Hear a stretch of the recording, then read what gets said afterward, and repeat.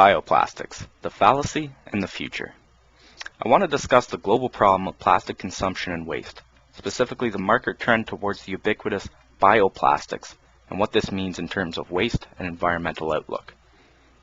Globally, we're consuming more than 300 million tons of new plastic each year, a number which is still rising, between 22 and 43% of which will wind up in landfill. Another 200 million tons or so will wind up in the oceans. So what does this mean exactly?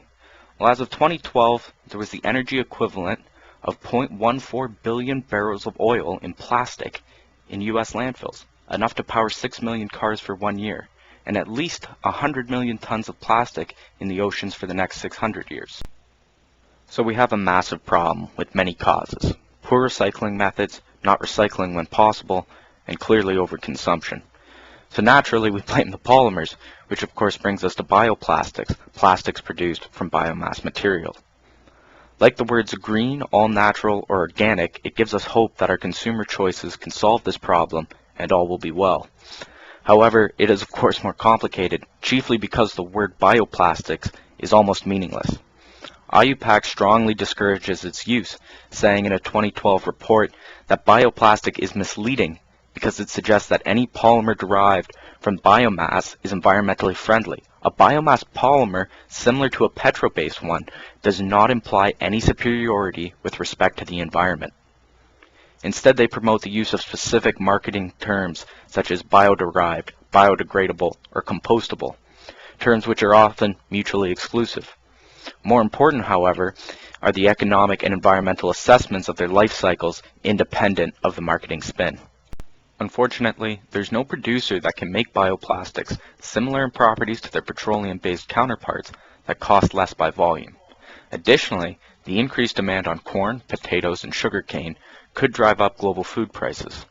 But as concerned consumers, if the quality's there and we're serious about reducing the 4% global oil consumption that goes into plastics and doing something about all this garbage, then we can say it's acceptable to pay a little more to help the environment. Unfortunately, even in the most comprehensive study to date, the LCA of common consumer plastics outperformed their bioplastic counterparts. In terms of environmental friendliness of the products, if it winds up in the ocean, say, the bioplastics had a much more favorable toxicity analysis. That being said, the majority of plastic consumed globally are from the polyethylenes family or polypropylene, which demonstrated by far the best life cycle analyses. The rest of the market is made up by engineering polymers, such as polyesters and phenolics, and they had relatively poor life cycle analyses, but their properties are such that they can't be replaced at bioplastics at this time, save maybe PLA, but only in limited applications. As consumers and engineers, it's difficult to reconcile this in the context that nearly all the plastic winding up in the environment could be recycled at a lower total LCA than the bio alternative.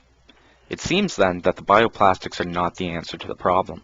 The future will be better served by reducing our consumption, recycling the material we consume, and enhancing our recycling technology. The environmental group Friends of Earth seems to agree, arguing that degradable plastic does nothing to promote lasting solutions to plastic waste, and that we should be aiming to reduce the amount of plastic we use in the first place and reuse or recycle what we do use.